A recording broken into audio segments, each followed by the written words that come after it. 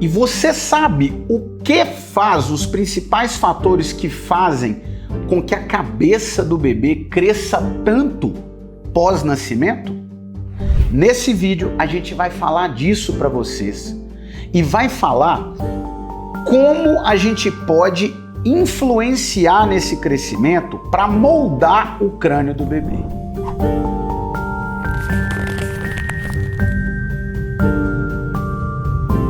E o meu nome é Léo Sete, sou fisioterapeuta, osteopata, clínico e pesquisador, faço meu doutorado em reabilitação e desempenho funcional. Trabalho com pesquisas em adulto e crianças e bebês e vou conduzi-los nesse segundo vídeo da nossa série de assimetrias cranianas.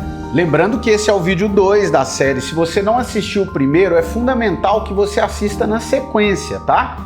Se você não assistiu, só clicar no link abaixo que eu tô colocando aqui na descrição para vocês ou nesse card aqui em cima, tá? Clique e assista o primeiro vídeo. O cérebro do recém-nascido, gente, ele tá crescendo de uma forma absurda. Por segundo, chegam a ter cerca de 1 milhão de novas sinapses.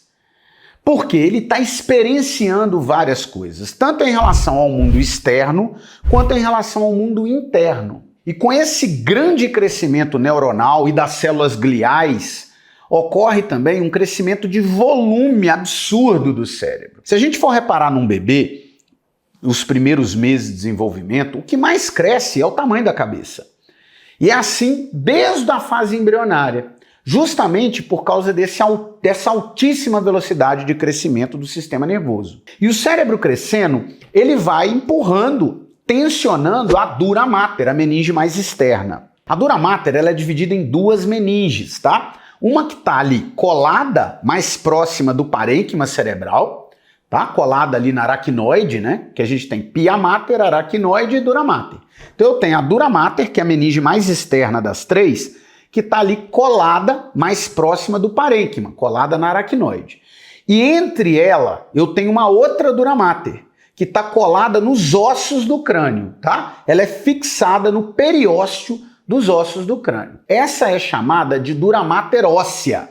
A dura mater mais interna, dura mater meníngea. Entre as duas ficam os seios venosos, onde vão ser drenado todo o sistema venoso do cérebro do bebê, para esse espaço entre as dura mater. Pois bem, quando o cérebro está crescendo e desenvolvendo, ele vai tensionando a dura mater, que vai moldando ele, mas ao mesmo tempo também, né, vai ajudando a delinear o crescimento, mas ela sofre tensão. Essa tensão da dura mater, principalmente da dura mater óssea, ela vai sendo transmitida para os ossos do crânio. E como os ossos do crânio eles não estão fechados, o espaço entre eles é chamado sutura. Essas suturas cranianas, elas recebem influência desse tensionamento, desse crescimento da dura mater. A dura mater, ela cresce junto com o cérebro, mas ela freia esse crescimento um pouco cerebral, tá? E essa tensão dural, ela é fundamental para fechar futuramente e ir fechando aos poucos essas suturas. Então, uma tensão aumentada na dura mater pode gerar uma alteração de fechamento das suturas, alterando, inclusive, tensionando ali regiões maiores de uma parte do crânio em relação à outra, gerando também e contribuindo para as assimetrias cranianas, ok? Então, o desenvolvimento ósseo, ele depende principalmente do crescimento do cérebro e, consequentemente, do cérebro empurrando a dura mater. A dura mater vai agir diretamente na membrana óssea. Na dura óssea vai agir no periósteo, moldando os centros de ossificação, que é essa parte aqui do crânio, que vai sendo responsável pelo crescimento dos ossos do crânio. Além disso, a dura mater também vai influenciar a tensão dela no fechamento das articulações entre os ossos do crânio, nas suturas cranianas.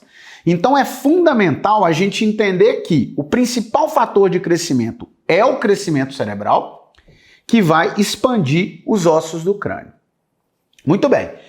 A grande questão é que a força da gravidade, ela tem que variar no crânio. Por quê? Porque o cérebro está empurrando, né, os ossos. Só que ao mesmo tempo que o cérebro está empurrando, o lado do bebê que está apoiado, né, quando ele está deitado, a força de resistência desse lado é maior do que a do lado que não está apoiado. Se o bebê deita só de um lado com um apoio só na cabecinha, a força vai ser sempre maior de resistência aqui, fazendo com que essa região que ele deite fique mais achatada, gerando uma assimetria, porque os outros, né, lados do crânio dos ossos que não tem resistência, o cérebro está livre para empurrar mais a dura mater ali. E ali vai desenvolver mais do que o lado que está apoiado. Então prestem bastante atenção na preferência posicional do bebê, porque isso vai ser uma força de resistência ao crescimento do cérebro e tensionamento da dura mater. Vai tensionar mais, diminuindo o crescimento naquela região, gerando assimetrias principalmente pós-nascimento. Então a dura mater ela tem essa influência, como a gente vê aqui no slide, ó. O cérebro influencia a tensão da dura mater e a dura mater óssea, a mais externa, vai influenciar tanto no crescimento ósseo quanto também no fechamento das suturas cranianas. E aí entra outro fator externo agora muito importante. À medida que o bebê vai desenvolvendo, e já no primeiro mês, gente, tem estudos mostrando que após a 3ª semana pós-nascimento, que o bebê vai desenvolvendo, ele já começa a ter uma certa resistência quando eu coloco ele na posição de tummy time. A cabecinha começa, os eretores, a fazer uma força de extensão. Essa força dos eretores, os eretores da espinha da coluna, eles se fixam, eles fundem aqui na região do occipital, tá? E eles são contínuos com a fáscia epicraniana, que vai envolver toda a cabecinha do bebê. A força de extensão desses músculos vão ajudando a moldar o crânio, a tracionar os ossos do crânio. Por isso que é indicado que o bebê acordado, no período acordado, ele fique pelo menos ali 50% do tempo dele nessa posição de tummy time. E à medida que ele vai, já no primeiro mês isso, tá, gente? É lógico que não precisa de botar o bebê 1 hora, 2 horas nessa posição. Você pode fazer isso várias vezes por dia, até mais indicado, tá? E à medida que ele vai desenvolvendo, né, ali 1 mês e meio, 2 meses, 3 meses, botar ele sempre num tatame, num lugar onde ele possa fazer cada vez mais essa força com esses músculos extensores, ajudando ainda mais a moldar esse crescimento e desenvolvimento do crânio, tá? Então existe essa remodelagem, como a gente vê no slide, por causa da força dos extensores. A área de apoio, então, ela vai sim influenciar também, como a gente viu no desenvolvimento do crânio, como a gente vê nesse slide aqui. Então o que a gente tem que ver e fazer, e a gente tem que passar isso para os pais, é orientar para variar a área de apoio, tá? Na soneca noturna, variar o lado do apoio, e nas sonecas ao longo do dia supervisionadas, podendo também, com os pais, sob supervisão, deixar o bebê um pouquinho de lado, um pouquinho de bruço. O bruço, a posição de barriguinha para baixo na soneca, vai ajudar até a melhorar também o movimento de rotação cervical, tá? A gente sabe que essa limitação de rotação cervical é uma das maiores causas de assimetria. E a gente pode trabalhar isso com o bebê de barriguinha para baixo dormindo, tá? Sobre supervisão, com os pais do lado, olhando. Lembrando que o bebê não tem um reflexo de retirada, né? No caso, sufocamento. Então os pais têm que estar presentes. São aquelas sonequinhas curtas que às vezes eles estão no próprio colo do pai ou com o pai do lado ali, admirando, brincando com ele. Pode naquele momento, no espaço mais curto, deixá-lo na posição também de barriguinha para baixo, ok? Quando o crânio do bebê é muito assimétrico em relação às diagonais, tá? E esse slide fala sobre isso, eu aumento o tempo, que é o que eu estou colocando aqui nesse reloginho para vocês, de apoio no lado mais proeminente. Quando eu tenho uma disfunção de diagonais, por exemplo, uma plagiocefalia, se ela é muito intensa, eu peço para os pais, às vezes, colocar o apoio na região mais aumentada em até na proporção de 5:1 de tempo em relação à posição mais achatada, tá? Eu não ponho sempre 100% para não criar uma nova posição de preferência, mas eu uso uma proporção, às vezes, de 5:1. A cada 5 tempos que ele ficar sobre o apoio do lado aumentado, a gente deixa ele ficar um tempo, né, 1/5 desse tempo, no lado mais fletido. E lembrando que as posições de barriguinha para baixo são importantes e decúbito lateral também. A posição de decúbito lateral do bebê é muito importante para tratamento também de braquiocefalia, tá? É uma boa opção, porque aí a gente libera a região posterior e anterior para o crescimento.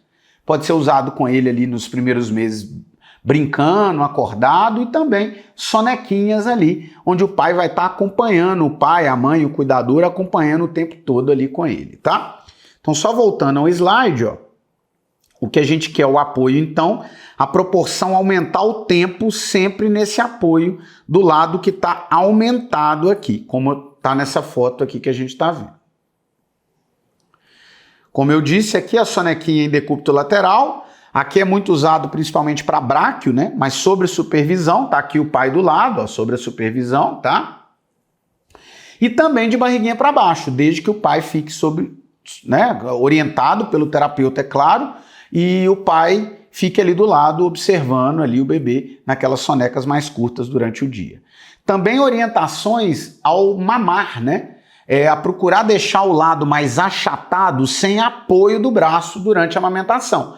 E aí a gente pode ajeitar o bebê com almofadas e tudo mais, e deixando esse lado mais achatado sempre livre, né? Pensando que o bebê ali, durante a sucção, no processo de amamentação, é um estímulo muito forte também para ajudar a regular as tensões da dura mater, tá? Que a gente viu que é fundamental ali para regular esse eixo de crescimento de todo o crânio, né? Então, orientar quanto à posição de amamentação também é fundamental. E assim, a gente finaliza essa aula de orientações e também de análise dos fatores que interferem nesse crescimento e nessa simetria craniana no desenvolvimento dos ossos do bebê. Se você ainda não é inscrito no canal, não deixe de se inscrever. Aqui você só vai ter conteúdo de altíssima qualidade. Não deixe de ativar também as notificações para que toda vez que um vídeo novo for lançado, e a gente vai lançar 2, 3 vídeos por semana, você vai ser avisado pelo YouTube. E assim você não vai perder nada. Lembrando que esse é o vídeo 2 de uma série de 3. Se você não assistiu o vídeo 1, não deixe de assistir. E o nosso terceiro vídeo vai ser o fechamento de todo esse raciocínio em relação às assimetrias cranianas.